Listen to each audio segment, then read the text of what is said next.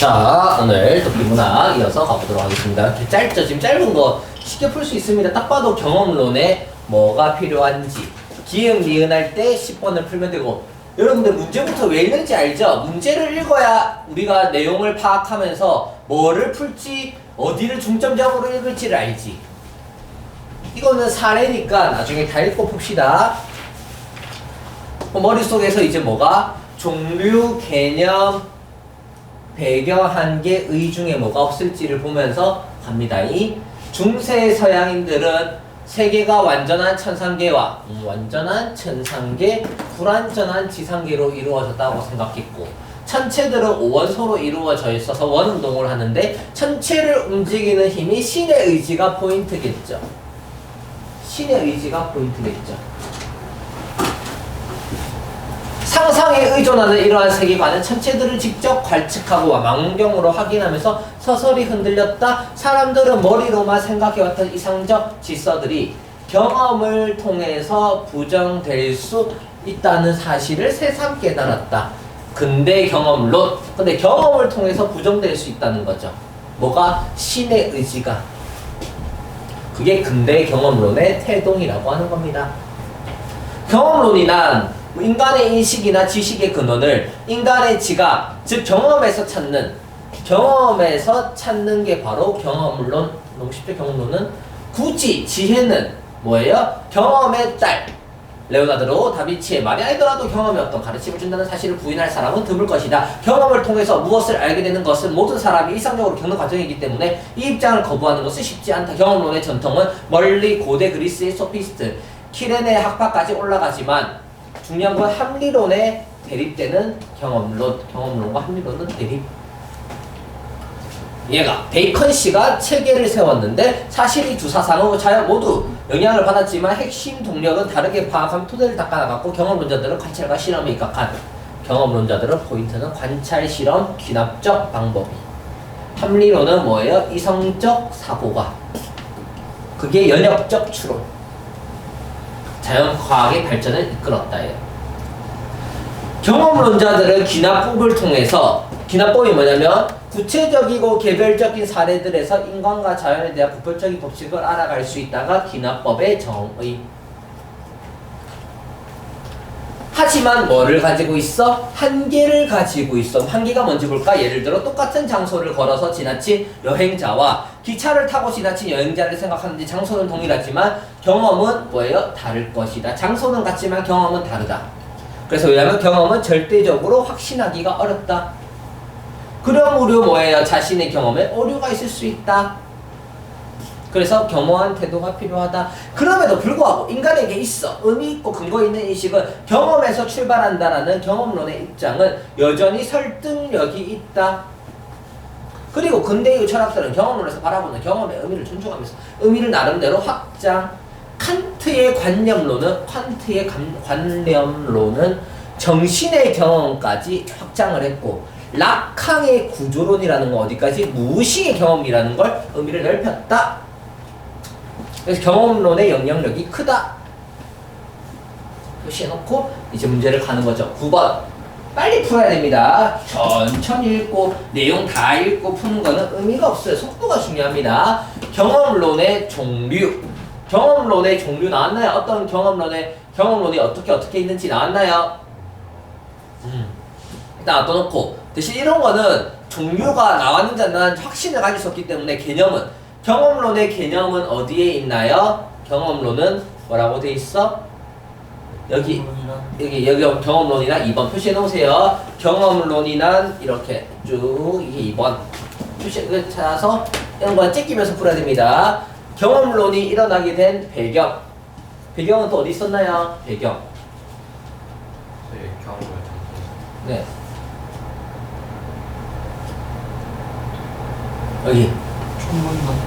여기죠. 경험론의 전통은 합리론과 대비하면서 얘가 체계를 세우면서 시작이 되었죠. 여기가 3번.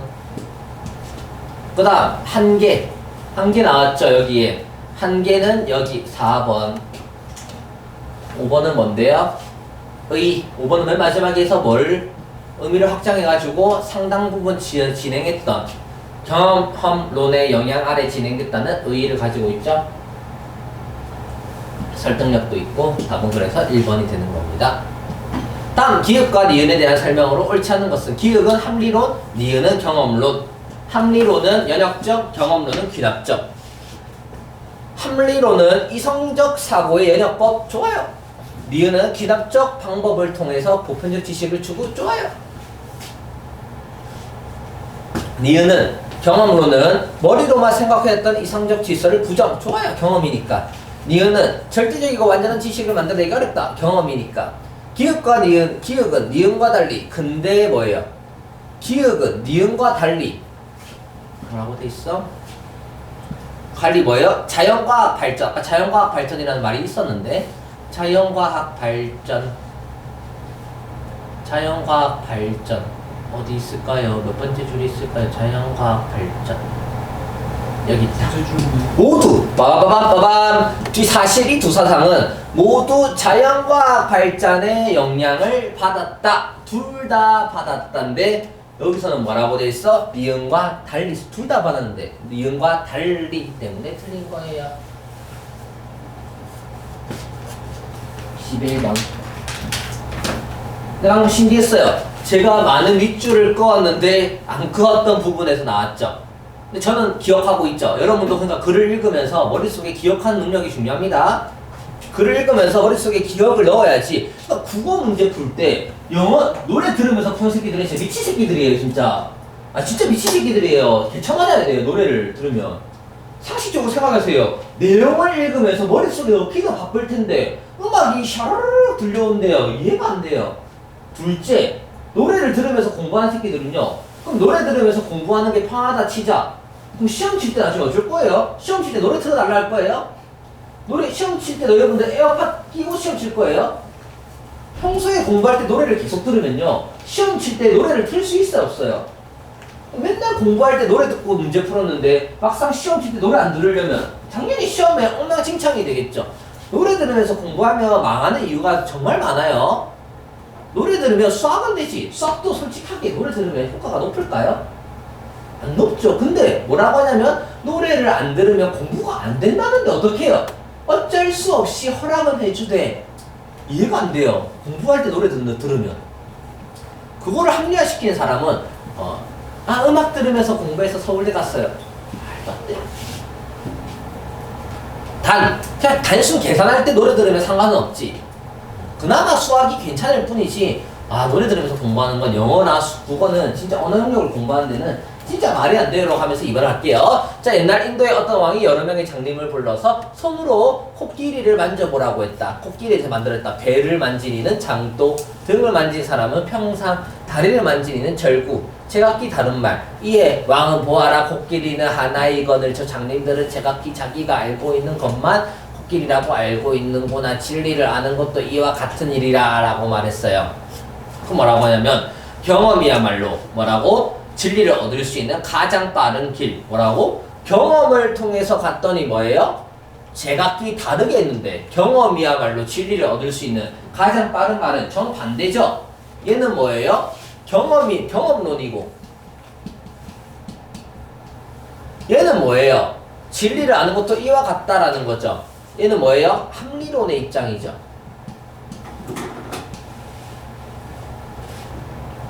그러니까 뭐예요? 경험에도 오류가 있을 수 있다라는 인정하는 겸허한 태도를 가져야 된다죠.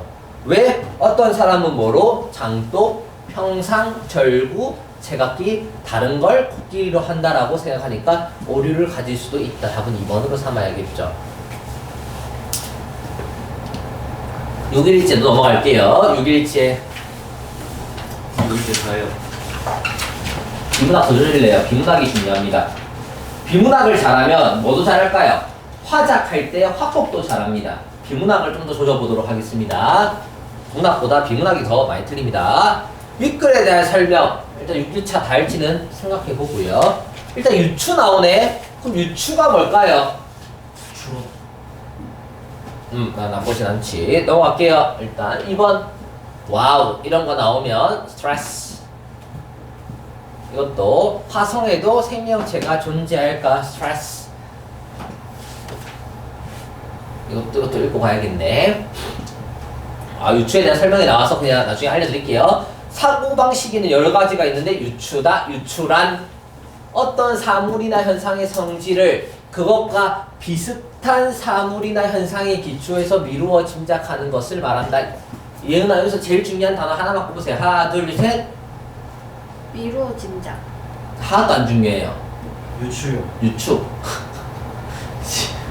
말 돼요? 유추란 하는데 유추란의 뜻의 가장 포인트는 아무나 진짜. 비슷한. 포인트는 비슷한입니다. 비슷한 것이에요. 유추라는 건 비슷한 것에 비슷한 걸 뭐예요? 기초하여 비슷한 걸 대서 미루어 짐작하는 거예요. 비슷한이 제일 중요합니다. 여기서 비슷한이에요. 그래서 볼게요. 유추는 알고자 하는 특성의 확정, 알고 있는 대상과의 비교, 결론 내리기라는 과정이 있대요. 알고자 하는 특성의 확정, 알고 있는 걸 비교, 결론 내리기 과정이 있대요. 동물원에 가서 백조를 처음 본 어린이가 백조를 처음 봤어요. 그게 백조가 날 수 있는가 여부를 판단하려면 알고자 하는 대상과 알고자 하는 특성을 확정하면 백조가 날 수 있는가가 된다. 그런데 자신이 뭐예요? 이미 알고 있는 비둘기가 뭐예요? 내가 말했던 비슷한 대상이죠. 비슷한 대상을 떠올려야 돼요. 비둘기를 비슷해서 연결하세요. 유추의 제일 중요한 건 비슷한입니다. 자기 아이가 이거를 유추하려면 비슷한 비둘기를 떠올려야 돼요. 그래서 비둘기를 떠올리고 나서 백조와 비둘기는 깃털이 있지, 다리도 둘이지, 날개도 있지, 공통점을 발견해야 돼요. 비둘기를 떠올려서 공통점을 발견. 그게 바로 무슨 단계? 비교 단계. 확정, 비교. 그 다음에 비둘기는 난다라는 특성을 다시 확인한 후 백조는 날 것이라고 결론 내리기, 결론 이렇게 내리는 거예요.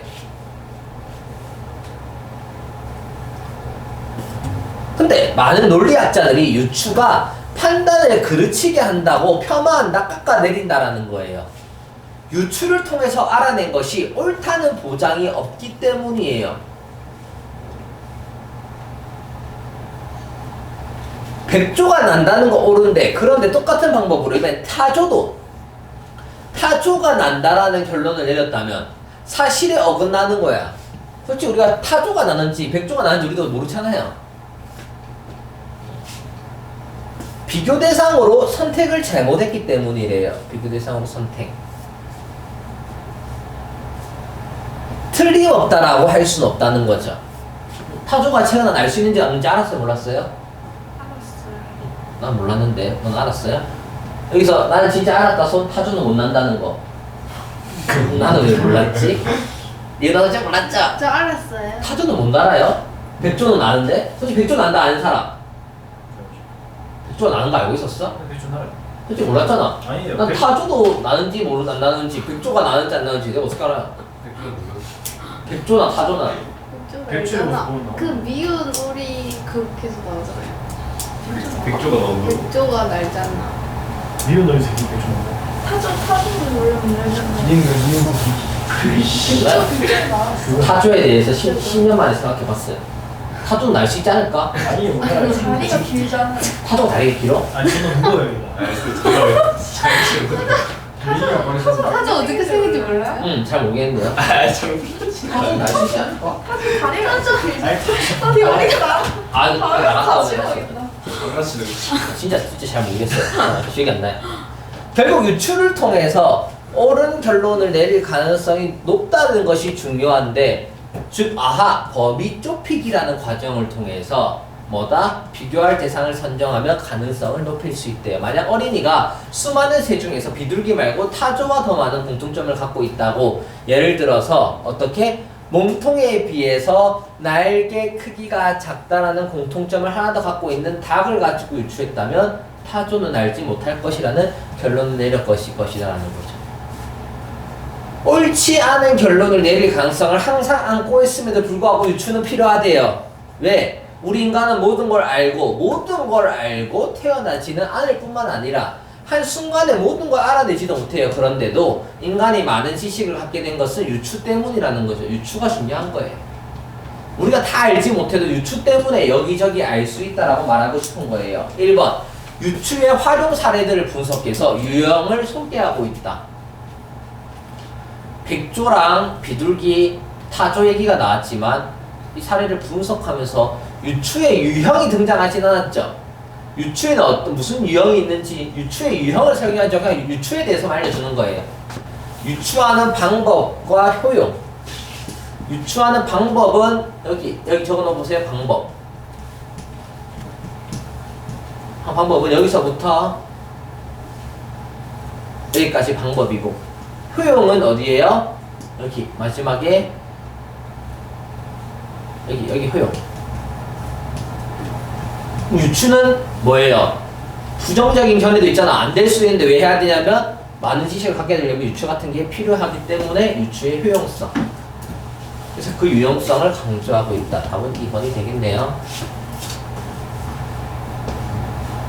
유추 말고 새로운 게 필요하다라고 역설하진 않는 거예요. 자, 2번 가봅시다. 기억을 위해서 할 일. 기억은 뭔데요? 기억.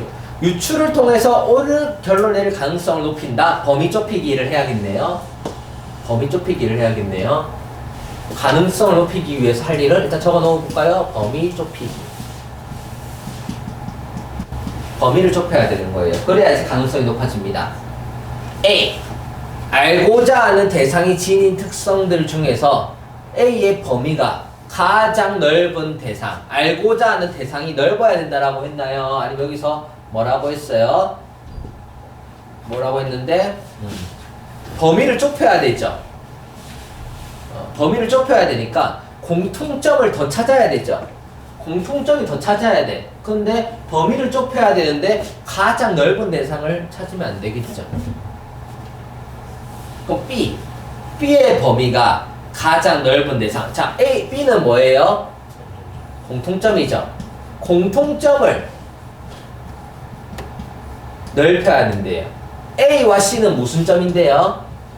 이게 중요합니다. 제가 지금 필기하는 게 여기 이 문제의 포인트입니다. 차이점은 어떻게 적어야 돼? 범위를 좁힌다는 건 차이점은 적어야 되고 공통점은 많아야죠. 왜 공통점이 많아야 되냐? 여기서 뭐라고 돼 있어? 공통점을 하나 더 갖고 있어야 타조는 알지 못할 것이라는 올바른 결론을 내릴 거니까. 타조와 더 많은 공통점을 갖고 있어야 되니까. 차이점은 줄이고 공통점은 늘려야 가능성이 높아지겠죠. 그러니까 뭐예요? B의 범위는 공통점은 넓어야 된다. 2번이 맞는 거예요. 그러니까 B가 공통점이고 A, C와 차이점이라는 걸 찾지 못하면 여러분들은 틀리게 되는 거예요. 3번 가볼게요. 3번. 윗글을 바탕으로 보기를 이해한다. 화성에도 생명체가 존재할까? 이에 대한 답을 얻기 위해서는 우리가 가장 잘 알고 있는 행성이 지구와 비교. 일단 지구와 비교해야겠네. 유추하려면. 그래서 둘 사이에 공통점을 찾아봐야 되고, 태양계의 다른 행성들에 비해서 화성은 태양과 거리가 일단 첫 번째, 화성은 태양과 거리가 지구와 가장 비슷하다. 화성, 태양, 거리, 지구 가장 비슷. 화성은 대기 온도가 영하 76까지 떨어지기도 하지만 화성은 76까지 떨어지기도 하지만 지구의 최저기온과 크게 차이 없는 편. 또한 화성에서는 지구에서와 같이 암석과 물의 존재가 확인. 그런데 지구에는 생명체가 존재한다. 그러므로 화성에도 생명체가 존재할 가능성이 높다. 윗글을 바탕으로 보기의 내용을 적절하지 않은 것은 3번, 1번은 동건아 맞아요? 틀려요? 왜 틀렸어요? 3번, 1번은 틀렸어요.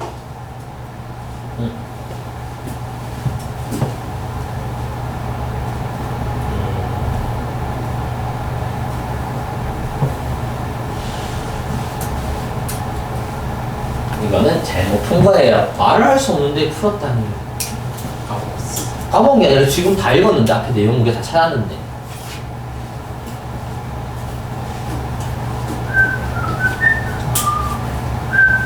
희재가 세 못 쳤네요. 풀었는데 고쳤대요. 희재가 설명해보자. 1번은 희재야.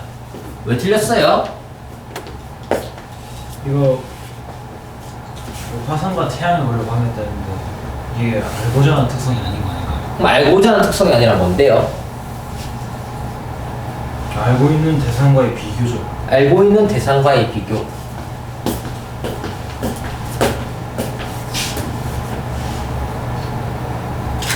왜 알고 있는 대상과의 비교일까요? 봅시다. 내용 가볼게요. 다시 여기를 잘 봐야 됩니다. 좀 지우고. 자, 뭐라고 했냐면 알고자 하는 특성은, 처음에 알고자 하는 특성은 뭐예요? 알고자 하는 대상과 알고자 하는 특성을 확정하면 백조가 날 수 있는 가가 된다. 여기까지는 그냥 누구만 필요한 거야? 백조만 필요해요. 백조. 알고자 하는 대상은 백조, 알고자 하는 특성은 백조의 특성. 백조만 필요해요. 근데 여기서 1번에 3번에 1번은 뭐가 필요한데요? 우리는 지금 뭘 궁금해한데? 화성과 태양의 거리를 확인했죠. 왜냐면 화성은 태양과의 거리가 지구와 가장 비슷하니까 태양과 화성의 거리를 확인한다는 건 누구랑 비교를 할 것이다? 지구랑 비교를 할 것이다. 화성만의 특성이 아니라 화성은 태양과 거리가 지구와 가장 비슷하니까 화성과 태양의 거리를 확인함으로써가 나오는 거예요. 그래서 어떤 단계? 알고자 하는 특성을 확정하는 단계가 아니라 마치 백조를 알기 위해서 누구를 비둘기랑 뭐예요? 하는 비교, 알고 있는 대상과의 비교를 가진 과정이라는 거죠. 답은 그래서 1번이 되는 거예요.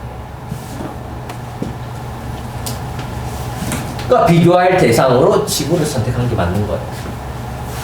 그래서 어떻게? 암석과 물의 존재가 확인됐죠가 비교 결과 확인한 공통점이 맞고요.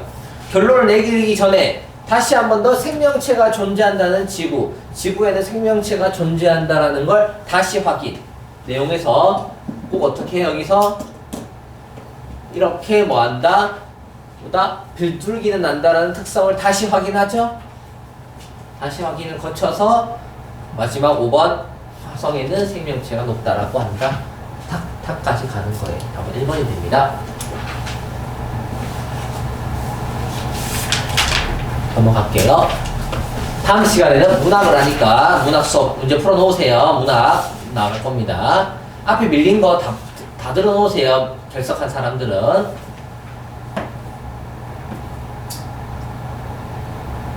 비문학만 하니까 지치고 피곤하네, 맞죠?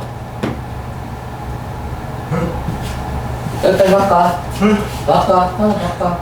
하나 더 할까? 시간 많을 것 같은데 하나 더 할게요. 네, 4에서 6까지.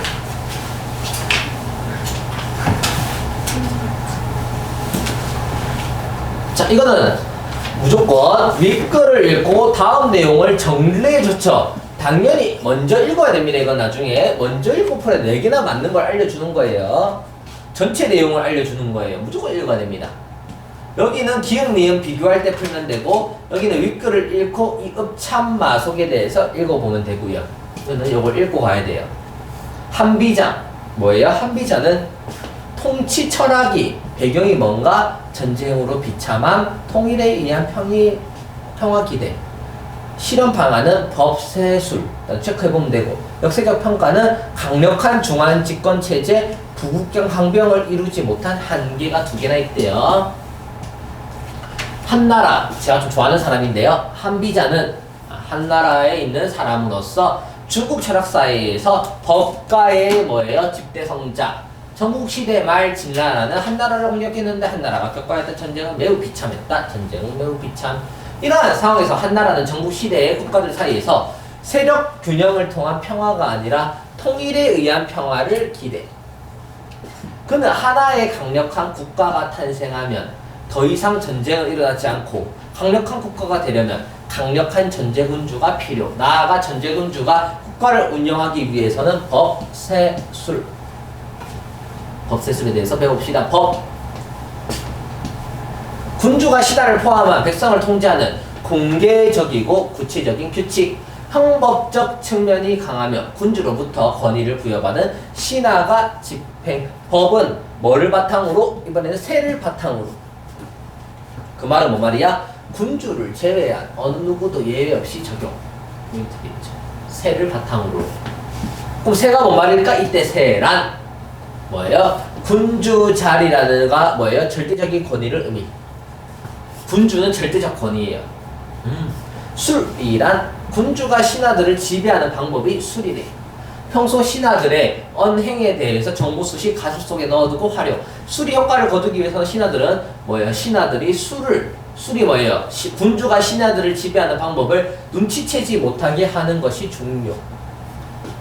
그래서 국가가 부관, 법세, 술 세 가지가 필요하대요.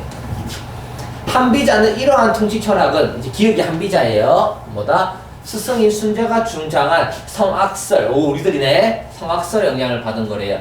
우리 순자, 스승인 순자, 이제 한비자와 순자의 차이점을 봅시다. 순자는 인과 본성은 동물과 다를 바가 없지만, 근데 순자의 주장은 인간은 생각할 수 있는 려를 가지고 있다가 일단 순자.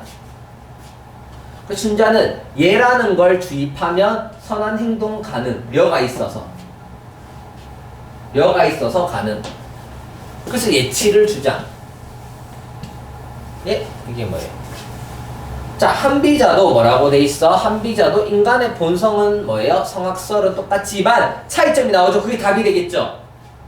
차이점이 답이 되겠죠, 당연히. 인간의 본성은 변할 리가 없다. 인간은 악하다. 그래서 교화 가능성을 부정. 우리들은 글러먹었어, 애초에. 우리 남자들은 다 여기 있는 4명은 다 글러먹었어. 애초에 우리는 한비자에 따르면 우리는 이미 교화가 안 돼. 우리는 글러먹었어. 그래서 어떻게? 본성 안에 들어있는 사사로움을 찾아내서 법으로 엄히 다스려야 돼. 일단 무조건 주 패고 봐야 되는 거야. 동거리 자비 따위 없어. 일단 주 패고 그냥 지옥에 처박혀야 돼. 한비자의 주장이에요. 근데 지금 감정이입했어 지금.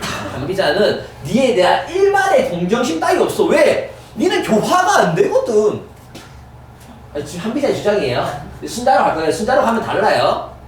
뭐다 법으로 엄격하게 다스려서 네가 될 때까지 공부로 조져야 돼. 이거예요 한비자는. 절대 불쌍하게 여기지 마요. 엄마한테 전화 걸고 아빠한테 전화 걸고 누나한테 전화 걸고 친구들도 네가 공부를 안 하면 모두가 니를 전부 다 적대적인 눈초리로 보고 있는 거야. 그럼 니는 뭘 하게 될 것이다? 공부를 하게 될 것이다. 왜냐면 이 공부라는 걸 해야 상황이 다 바뀌거든. 그럼 절대적으로 공부하게 돼 있어요. 이게 한비자의 주장이에요. 이 한비자의 주장에 따르면 동건이는 어떻게 해요? 공부를 하게 되겠죠. 그래서 최초의 통일국가가 되는데 크게 기여하는 거예요. 근데 하지만 이제 이래 되면 문제가 뭐가 생겨하냐면 융통성이 없어서 자살할 수 있다거나 그러한 일들이 발생해요. 일찍 몰락하게 되는 거야. 일찍 세상을 떠날 수 있는 거예요. 대학교는 서울대학교를 갔으나 서울대학교에서부터 이제 공부라는 의지를 포기하게 돼서 서울대학교에서 휴학을 하게 되고 학교를 안 가려고 하는 거예요. 이런 일이 발생하는 거예요. 그래서 일찍 몰락할 수 있어. 그래서 이 정도까지는 하면 안 된다는 거예요. 이유에서 동건이가 공부를 안 하면 가출을 해야 되고, 니 지금 가출해서 학교도 안 가고 친구도 없이 니 주민등록번호가 말소돼 있는데 니 뭐 할 거예요? 직장도 못 구하는데, 사고 치면 경찰서에 가면 니 이름이 없는데, 알바를 하려고 해도 주민등록증을 줘야 되는데 주민등록증이 없는데 어떻게 해요? 그러니까 뭐예요? 물론 주민등록증은 받을 수 있어요. 다시 이름 바꾸면 되지. 다시 장지성으로 다시 돌아가면 되지. 네, 그건 상관없어요. 하지만 동건이가 그 정도까지 한다는데 설마 진짜 지금 나가겠어요? 되긴 되겠죠. 하지만 이렇게 엄청나게 된다는 거예요. 그래서 다시 이제 한비자가 망해서 유가 사상이 등장한 거예요. 새로운 통치 철학. 하지만 유가 사상이 도입돼도 한비자의 법치주의적인 영향이 계속 지속돼서 통일왕조에서는 강력한 중앙집권 체제가 유지하고 발전됐다는 거죠. 자, 갑시다. 전쟁으로 비참한 상황 너무 좋아요. 그리고 뭐를 통해서가 아니라 세력 균형이 아니라 통일에 의해서 평화가 된다고 했죠? 통일에 의해서 평화 기대까지 너무 좋아요. 그다음 4번 나머지 법세술도 너무 좋고요. 강력한 중앙집권 체제에 기여했고요. 부국경병을 이뤘어요, 안 이뤘어요?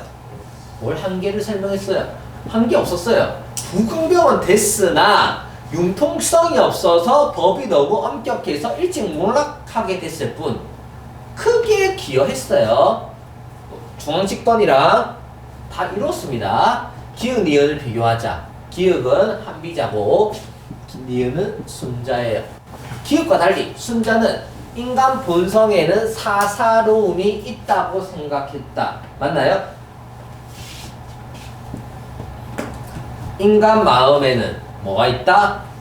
사사로움을 찾아낸 건 누구예요? 한비자죠? 한비자예요, 한비자. 기역과 달리 니은이 아니라 누가? 기역이 사사로움이 있다라고 생각한 건 기역이에요. 1번 틀렸어요. 순자는 얘를 통해서 인간 교화의 가능성을 인정하는 것은 기역이죠. 니은이 아니라. 그래서 2번도 틀렸어요. 니은과 달리 기역은 누구? 한비자는 인간의 본성이 절대 안 변한다. 성악설 변할 리가 없으니까 교화 안 된다. 답은 몇 번? 3번이죠. 답은 어디에? 인간의 본성은 악해서 변할 리가 없어서 교화 가능성을 부정이 한비자입니다.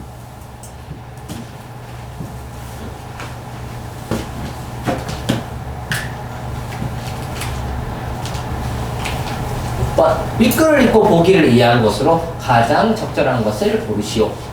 삼국지로 배우는 고사성어. 삼국의 운명을 결정하는 전쟁에서 왕의 명령을 받은 제갈량이 위나라를 공격할 무렵이었다. 위나는 사마이를 보내서 방어하도록 했는데 제갈량이 매우 아끼던 장수 마속을 출정을 지원하면서 실패하며 목숨을 내놓겠다고 했다. 제갈량은 마속에게 평지에 진을 치라는 명령을 내렸지만 마속을 뭐예요? 이를 어기고 산에 진을 쳤다가 대패했다. 제갈량은 눈물을 머금고 군령을 어긴 마속을 처형할 수밖에 없었다. 제갈량의 결정은 엄격한 군율이 살아있음을 정군에게 알리려고. 얘는 누구예요? 한비자죠. 눈도 피도 눈물도 없는 자비 없는 한비자. 그러니까 제갈량이 마속을 처형한 것은 법을 적용한 것이겠군. 당연히 한비자는 눈물 피도 없이 법을 적용하겠죠. 처형했죠. 제갈량이 위나라를 공격하는 게 법으로 정해져 있어요? 아니죠. 이건 그냥 자기가 공격해야겠다라고 여긴 거지. 이게 법으로 적용된 건 아니에요. 제갈량이 마속을 매우 아낀다는 게 셉니까? 새는 뭐예요? 군주라는 자리가 절대적인 지위지. 절대적인 지위가 마속입니까? 마속을 아끼는 게 절대적인 지위가 아니에요. 평지에 진을 치라는 명령을 내린 건 술이다. 술은 뭐예요? 술은 군주가 신하들을 지배하는 방식이죠. 그래서 뭐 해야 돼? 신하들은 술을 눈치채지 못해야 되는데 지배하는 방식인데 그 지배하는 방식이 이건 명령과 지배하는 방식이 아니죠. 이건 뭐예요? 명령을 내렸으니까 뭐와 가까워요? 군주의 절대적인 지위인 새와 가깝죠. 제갈량의 공격을 받은 위나라가 사마이를 통해서 방어한 것은 술이 아니라 술은 뭐예요? 술은 아까 뭐였죠? 지배하는 방식이죠. 방어하라는 것은 여기서 뭐 새와 비슷하겠죠. 명령이니까 절대적인 지위, 군주의 절대적인 지위니까. 답은 1번이 되겠죠? 뭐야, 너무 짧게 끝나서 하나 더 하도록 하겠습니다. 7에서 9. 제가 잘 이해한 건지 모르겠네요. 네, 잘 이해했습니다. 자, 윗글을 통해서 일어난 내용, 이것도 읽고 가야겠네요. 네. 뭐지? 7, 8.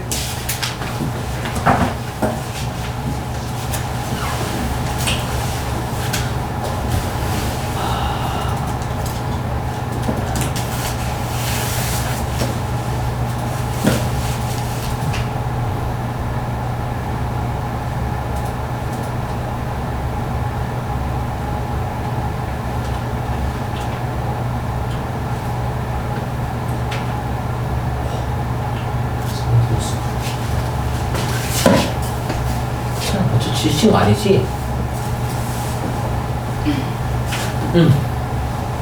8, 9. 기억의 본질. 아주 기억 본질 찾으면 문제 풀고. 이것도 연안 박지원 허승전은 예시니까 이거는 볼게 7번만 보고 갑시다. 불교와 양명학은 상대주의적 가치관, 불교와 양명학 상대주의 가치관, 호론의 본성관, 전통 성리학자들과 상반, 호락 논쟁은 필연적인 성리학적 과제, 낭론의 주장, 학문적 탐구의 길을 열었다. 조선 성리학의 근대적 발전은 외부의 흐름에 의해서 단절되었다라고 하면서 호락 논쟁은 정말 뭐예요? 유명한 전쟁입니다. 배경지식이 이거는 있으면 당연히 있어야 되는 거예요.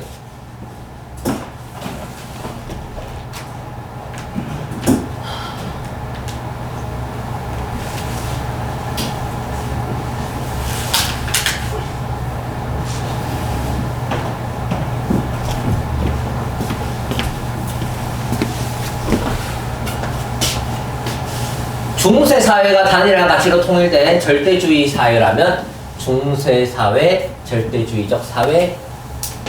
그 다음에 현대 사회는 다양한 가치의 공존을 인정하는 상대주의적 사회. 조선의 건국과 함께 성리학이 통치 이념으로 자리 잡은 이래로 조선 성리학자들은 하늘이 인간에게 준 본성이 착하다는 성선을 절대적인 가치관으로 받아들이고 이를 수양과 교화의 근거로 삼았다. 그러나 이게 뭐예요? 성리학은 기억은 성리학이에요. 성선. 근데 불교와 양명학은 인간에 대해서 의심을 품고 있었고 뭐예요? 성선이 뭐하면 없어지면 선악 판단이 불가능한 혼란으로 되니까 뭐하다? 상대주의적 가치관에 대한 대응이 중요한 문제. 성리학은 무슨? 절대주의적 가치관, 그 다음 불교와 양명학은 상대주의적 가치관. 그래서 시작된 호락 논쟁이라는 것은 상대주의적 가치관에 대한 대응이면서 성리학이 가지고 있던 뭐예요? 가치의 상대주의 가능성에 대한 심각한 내부적인 논쟁이라는 거죠. 성리학은 절대인데 문제는 상대주의적인 가치관이 득세하니까 이제 내부 논쟁이 일어난 게 바로 뭐예요? 호락 논쟁이라는 겁니다. 이들은 인간의 본성인 인성과 타 존재의 본성인 물성, 인간의 본성인 인성과 타 존재의 본성인 물성이 다르다고 주장하는 인물성 이론. 포인트는 뭐예요? 이게 호론이래요. 외워놔야지, 표시해놔야지. 호론의 주장은 뭐예요? 인성과 물성이 다르다. 호론입니다. 이걸 표시 안 해놓으면 망하는 거예요. 인성과 물성이 다르다? 그러니까 인성과 물성이 뭐예요? 이론, 다르다. 다를 이. 인성과 물성이 다를 이. 론. 다르다는 호론. 근본적으로 뭐예요? 인성과 본성은 같다라는, 인성과 물성이 뭐예요? 동론. 여기는 이론이 뭐예요? 낭론. 이것도 못 찾으면 미친놈이에요. 호론은 다르다, 낭론은 같다. 이걸 뭐 정리 안 해놓고 가면 미친놈이라는 거죠. 호론은 다르다, 낭론은 같다. 이것만 잡아도 일단 한 문제는 해결했어요. 호론은 다르다는 불교 양명학들이 불러일으키는 절대적 약화를 우려. 불교와 양명학이 세지니까 이제 뭐예요? 성리학이 부서지고 있단 말이야. 절대성이 약화되고 있다는 걸 우려했다는 거죠. 그러니까 이제 어떻게 해야 돼요? 호론이 그래서 뭐예요? 다르다라는 입장을 내세워서 뭐하다? 성선의 회복을 주창한 거야. 반면 낭론은 아예 대응 방법이 달라버렸어요. 호론 말대로 다르다고 생각하면 도덕적 규율에 의한 억압과 욕망의 질서의 상태를 인정할 수밖에 없었다는 거야. 원래 성리학은요, 욕망을 부정해야 되는데 이거를 뭐예요? 엄연한 현실이라고 본 건데 뭔데? 욕망을 인간의 본성의 또 다른 모습, 욕망을 뭐하다? 인간의 본성의 또 다른 모습으로 인정하면 뭐예요? 결국 낭론은 모든 사물마다 고유한 각각의 가치가 있음을 인정했다라는 거죠. 뭐라고? 낭론은 대응 방법이 달랐는데 얘는 뭐예요? 이걸 인정할 수 없었다는 거예요. 낭론은 호론처럼 뭐한다? 이런 욕망을 인정할 수 없어서 뭐예요? 그래서 용량은 부정되어야 하지만 현실은 어쩔 수 없다 이렇게 한 거예요. 부정되어야 하지만 현실은 어쩔 수 없다. 욕망을 뭐예요? 다른 모습으로 인정함으로써 고유한 가치가 있다면 인정.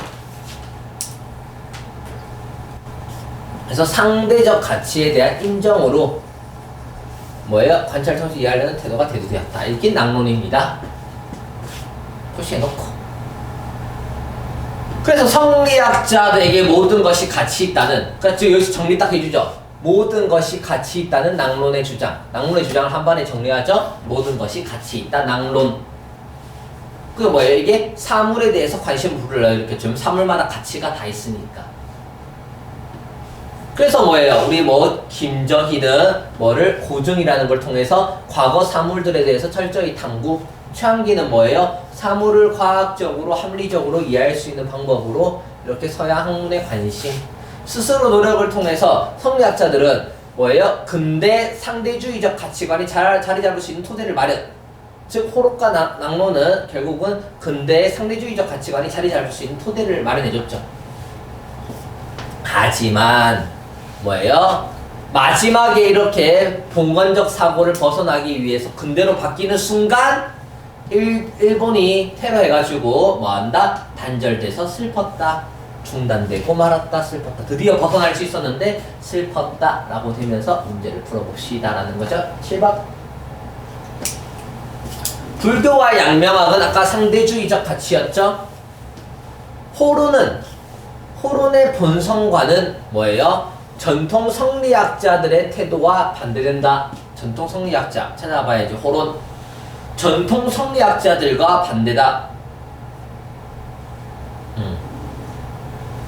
어디 있는데요? 전통 성리학자들. 여기 찾아보세요. 이거 맞아요? 틀려요? 2번. 2번 맞아요? 틀려요? 어디 있어요?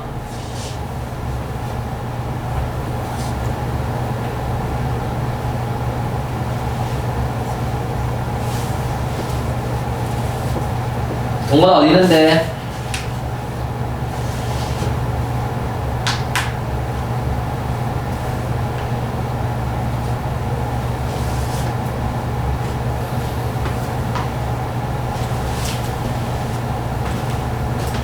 말할 수 있는 사람 저한테 말 좀 해주세요. 따란 이제 쉬는 시간이 다가옵니다.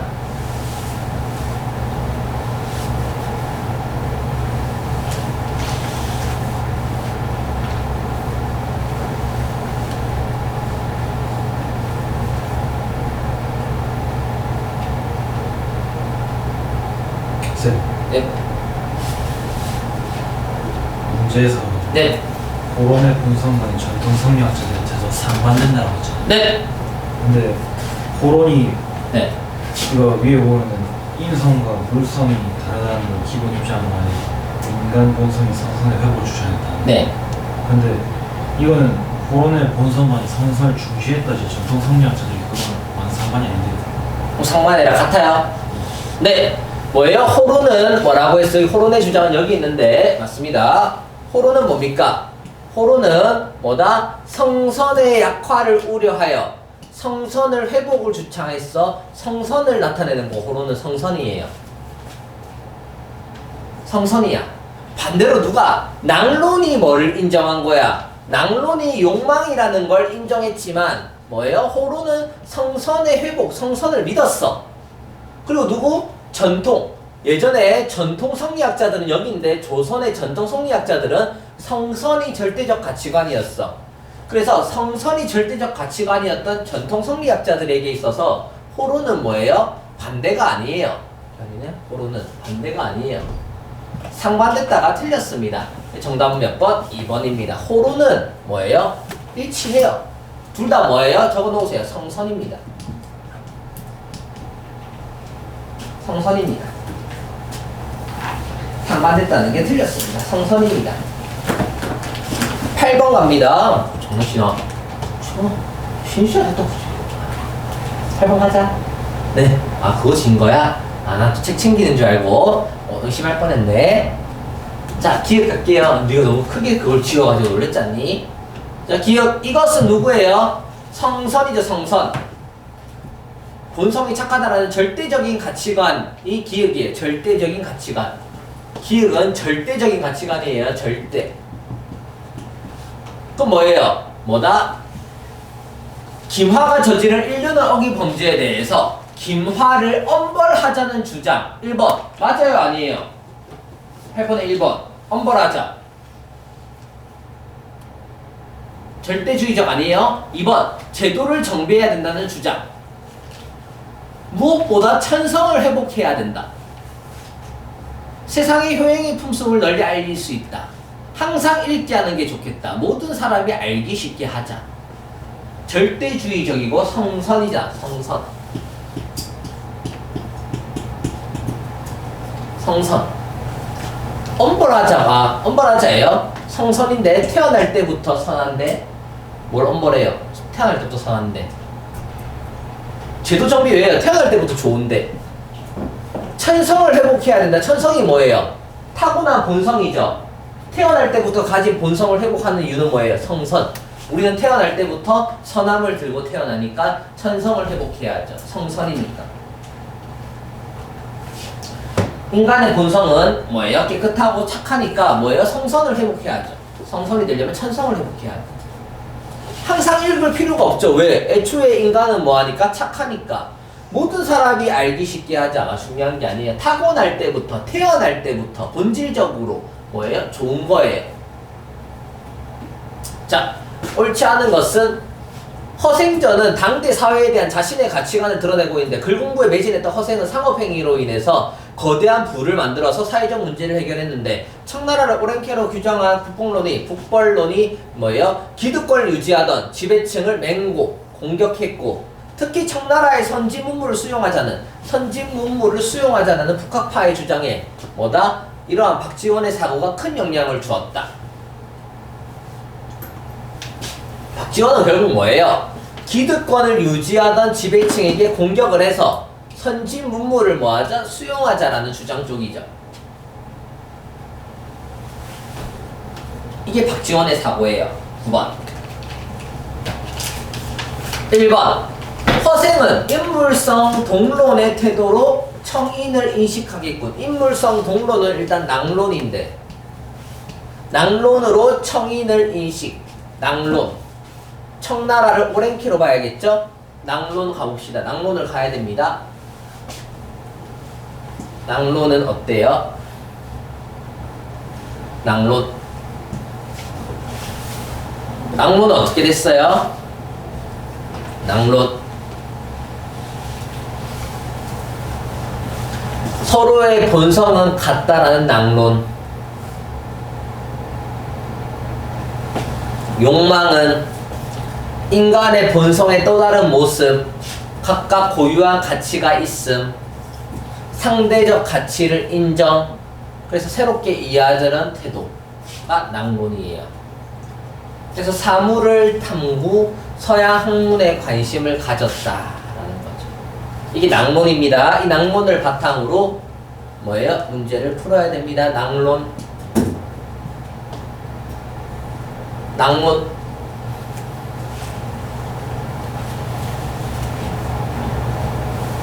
선진문물을 뭐하자? 수용하자. 낭론 쪽 맞죠? 1번이 틀린 겁니다. 그러면 2번은 9번에 1번은 인물성 동론은 낭론인데 북벌론은 낭론보다는 호론의 입장에 근거하겠군. 그럼 9번은 북벌론은 뭔데요?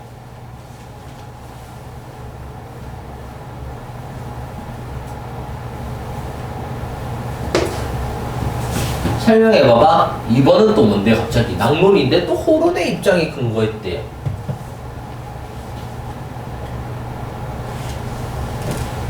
자, 이게 뭔 말이냐면 잘 보세요. 하나하나 따로따로 찾아야 돼요.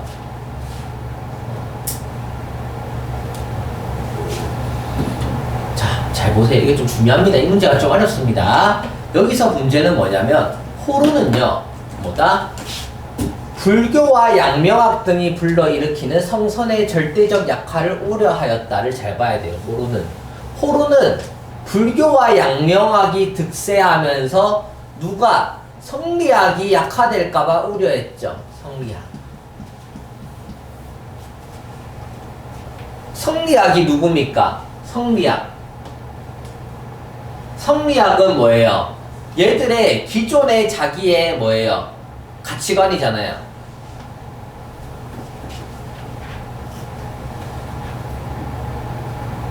성리학이고 얘는 뭐예요? 절대주의고 얘들은 기득권이에요. 기득권.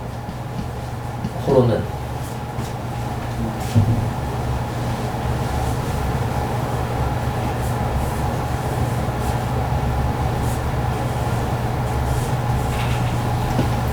그러니까 이 내용에서 뭐예요? 북벌로는 뭐였어? 기득권을 유지하던 당대 지배층을 맹공하는 건 누구의 주장이냐면 호론이에요.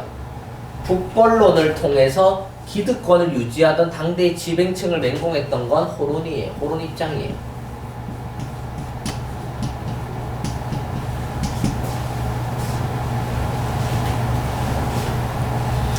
근데 여기서 선진문물을 수용하자는 북학파는 북벌론이고 이번에는 북학파의 주장은 누구예요? 얘는 낭론이에요.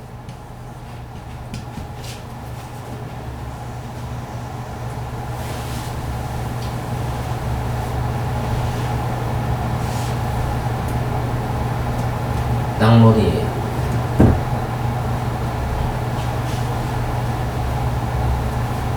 그러니까 뭐예요? 청인을 인식하는데 얘는 누구예요? 청인을 어떻게 해요? 허생은 어때요? 상업행위를 했죠. 상업행위를. 그러니까 얘는 뭐예요? 선지문물을 수용하자라는 낭론적으로 통해서 오랑캐로 보지 않고 낭론의 입장이었다면 북벌은 뭐예요? 낭론보다는 호론의 입장이겠죠.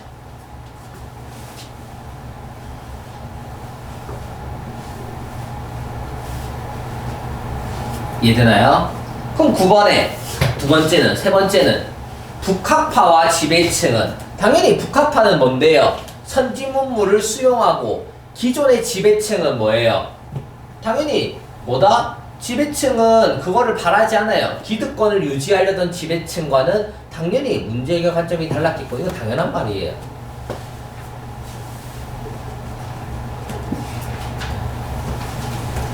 지배층은 누구예요? 전통 성리학자예요. 얘는 성리학자들 전통 성리학자들이에요. 즉 기득권이 뭐예요? 성선 절대주의자들이에요. 절대주의자. 세 명이 다 등장한 거예요. 여기는 뭐예요? 원래 성선 절대주의자 쪽. 여기는 선진문물 수용하자는 낭론. 북벌론처럼 기득권을 맹공한 건 누구예요? 호론.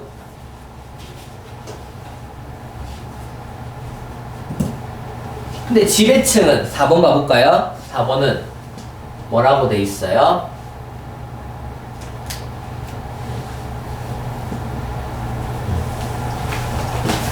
하늘이 인간에게 준 본성이 착하는 성선을 절대적으로 받아들이고 수양과 교화의 근거로 삼았죠.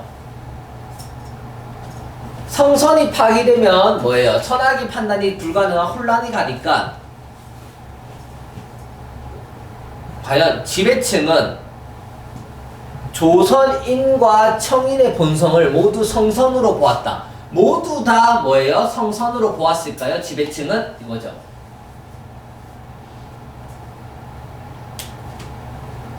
(5번부터) 가볼게요. 박지원은 인간의 욕망에 대해서 긍정적으로 인식한다. 박지원은 누구에게 영향을 줬는데 박지원의 사회가 큰 영향을 준 건 누군데? 북학파고 북학파는 낭론이죠. 낭론은 뭔데요? 앞에서 뭐라고 했어? 욕망에 대해서 긍정적으로 인식했죠. 낭론은 뭐예요? 욕망에 대해서 인정했죠.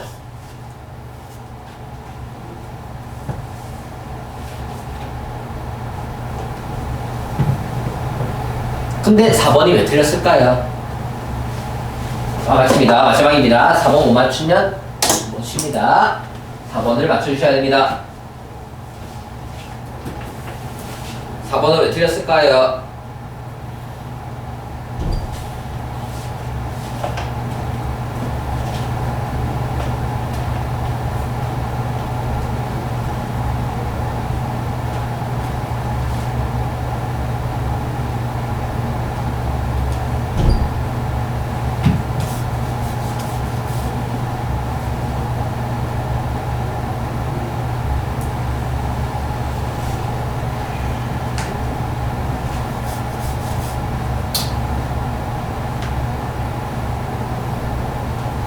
와, 쉬는 시간이 필요합니다. 왜 4번이 틀렸을까요?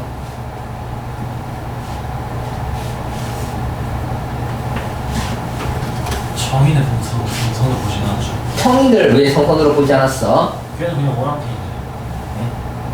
성선은 그러니까 지배층이 그거 청나라랑 오랑캐로 규정했잖아요. 근데 이 독벌론으로 그렇게 했는데 걔 오랑캐한테는 그냥 아예 그 성선이란 자체가 없다고 이런 거예요. 왜요?